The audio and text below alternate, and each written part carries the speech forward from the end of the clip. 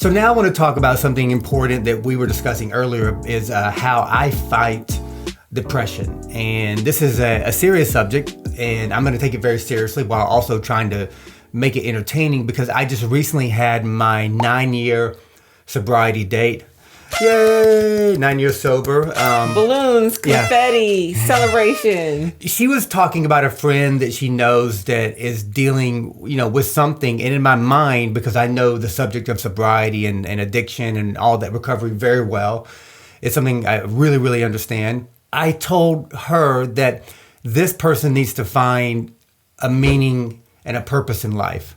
When we talk about depression, a lot of times in my addiction, and it was mostly alcohol, it was also some drugs, it was anything I could get my hands on, but it was a lot of consumption, and a lot of it was I would feel unhappy in my life. It wasn't my desire to need a drink or whatever, it was my state in life of not having something to look forward to, or just being down or upset, or it could be anything. And I would just say, let me go get a bottle of whiskey or whatever. That will make me feel better. Notice how he said bottle, not a glass. No, I would. There's no such thing as there's no. When you drink the way I drink or use the way I use, there was no like I'm doing the entire line. He wasn't pouring cups. I'm doing all the lines in a row, back to back to back to back. And if you guys know, like I had many panic attacks. I went to the hospital many times. I had 3 driving under influences within a year.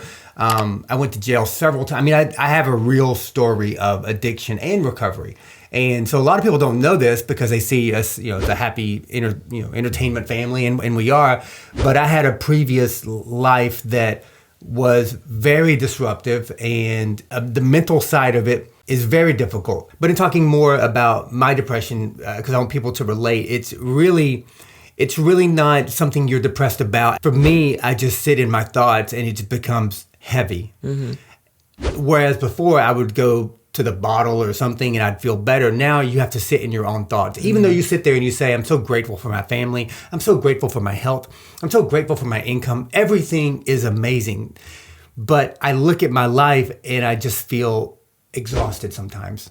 I've tried so hard. And sometimes you're just like, why keep trying to be happy? Mm-hmm. And this is what I don't think I understand. It was like, when people fight depression, it's a lot of times it's that. I say this because I sit in it, but you know what I do? The moment it gets really bad, I say, get up. Mm-hmm. Go take a walk. Go play golf. Get up. Go do something. Whereas some people, they sit in that and it gets worse. Yeah. And then they find something to make themselves feel better. It's could be drugs. Not a good thing. Could be alcohol. Could be food. Could be sex. Could be porn. Could be a lot of things. But these things aren't the solution.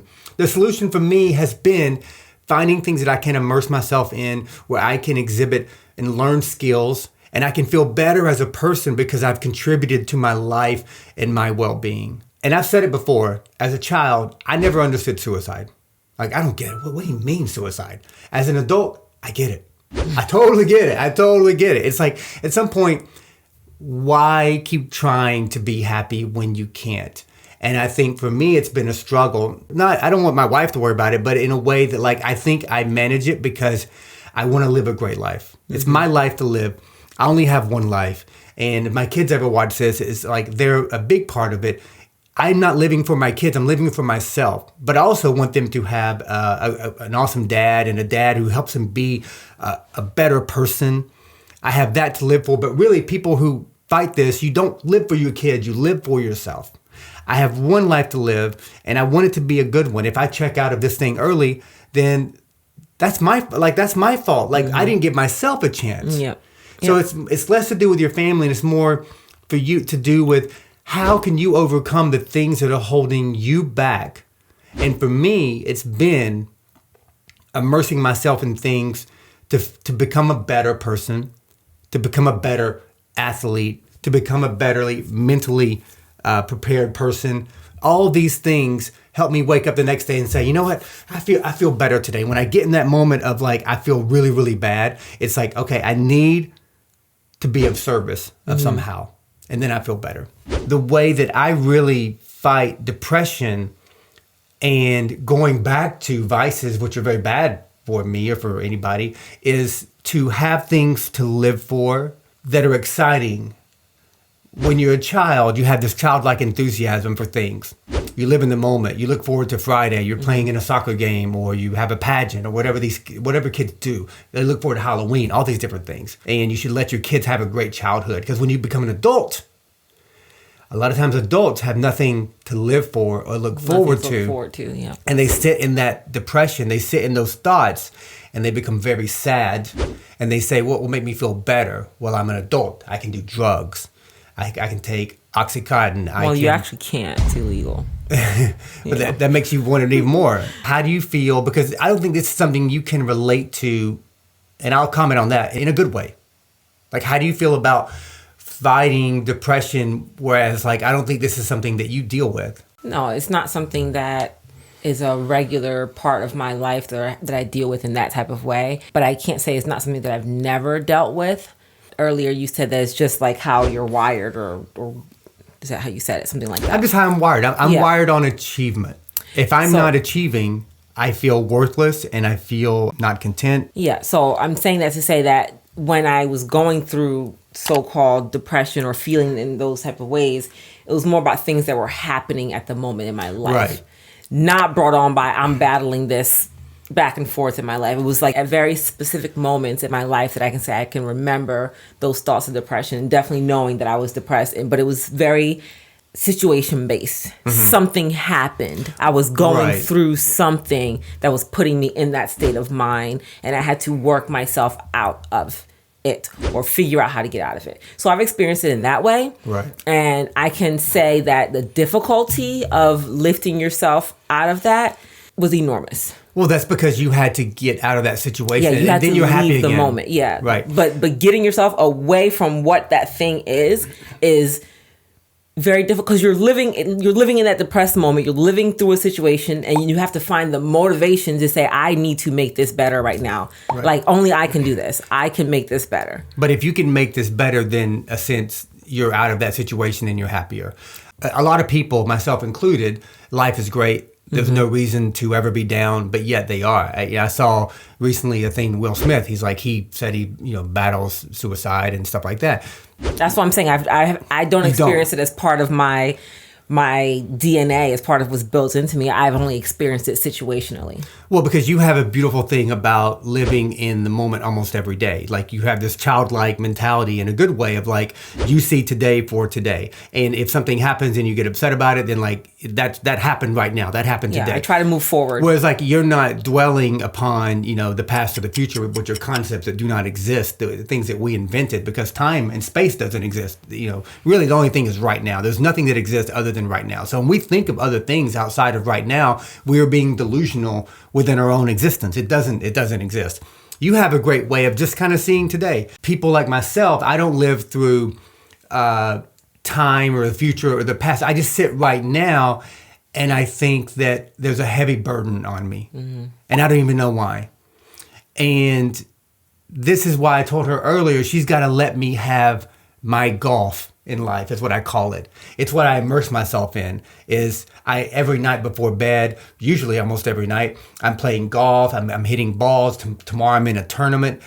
And it's not the fact that I'm in a tournament that excites me. It's like having things to look forward to as an adult is what people need to have to help with their depression. You got to find your golf. If it's, karate, if it's traveling, it could be anything. The way people can really help their depression is go back to when they were kids and how they had things to look forward to. Well, how can you have things to look forward to now? Mm-hmm. I have to get up off the couch and go into my, simulator room and play golf.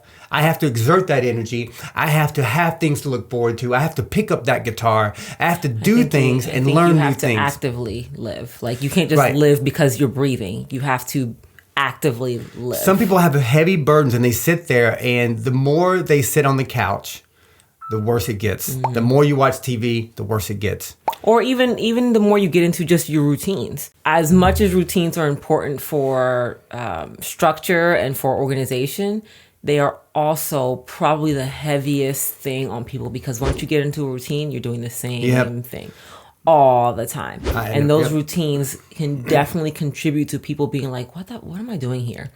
I never thought of it that way, but you're totally right. Once you get into such a routine as an adult, it's kind of like I used to run a lot of marathons. And once I got to the point where I was running sub 3-hour marathons, in most of the races, there would be like 5,000 people. I'd finished in the top 100. Mm-hmm. And I'm only saying this to say, as I got better and better and better, my body just adjusted to the routine. It's like, you're going to run well. And so it became less exciting for me because I expected that result, even though it was amazing. I think as human beings, even if our routine is amazing, the more it becomes monotonous, the more in our mind we've adjusted to the fact that this is what my life is, not exciting anymore. You don't feel like you're doing anything. It's not spontaneous, whereas kids, they live such a spontaneous life. You know, they're going to meet a friend, they're going to do this, they're going to say something crazy, like they're going to get in trouble, they're going to do whatever they're going to do, and they live for that day.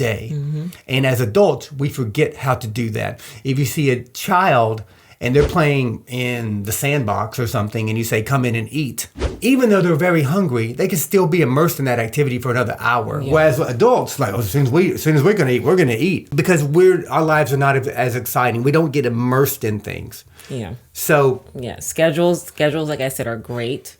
I think you need a schedule to a certain degree, but don't let your schedule become your routine, because it does become like, it's like spinning the wheel every day. Oh, same thing, because this is on my schedule. So, you know, we keep a schedule, obviously, because again, it's important to be organized, but that schedule cannot be concrete and mundane. It's got to be like, okay, well, this week outside of the regular schedule, there's this and this. Okay, there's something else in it. Like you have to do that for certain people. Like talking about my friend, like she pretty much has a routine.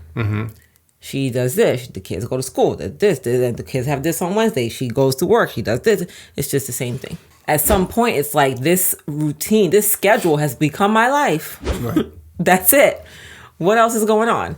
So I can see really how people think that being that super organized and scheduled is great for them, but it can really put you in a space of... Don't be so organized. You got to live spontaneously. So this has been a kind of a heavy episode, but I think we'll talk more about it because I think it's important. And hopefully people out there, adults or even younger people, if you relate to this, let us know how you relate. I hope that we're just... we're just more, hopefully we're authentic to you and personable and we're real. These are real things that we deal with. And I want to talk on another episode about how our relationship helps us be more mentally happy and able to withstand things that other couples, I think, deal with. And it's not because we're similar. We're very dissimilar in a lot of ways. But there's something that we complement each other on that allows us to kind of live healthier, optimal lives. Yeah, we can get into that in another episode, but I think even personality-wise is what helps. Like, be you. Yeah. I want you to be you. Like, I'm not trying to have you be somebody else and, Oops. I didn't turn this on the whole time. Oh, come on, guys. I didn't even... That was the whole problem. That's why everything was going wrong.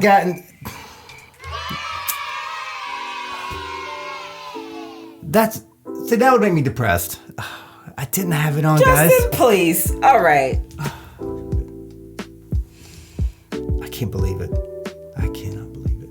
All right, that's gonna be it, guys. I can't move forward anymore, guys. This is just, I had the light off.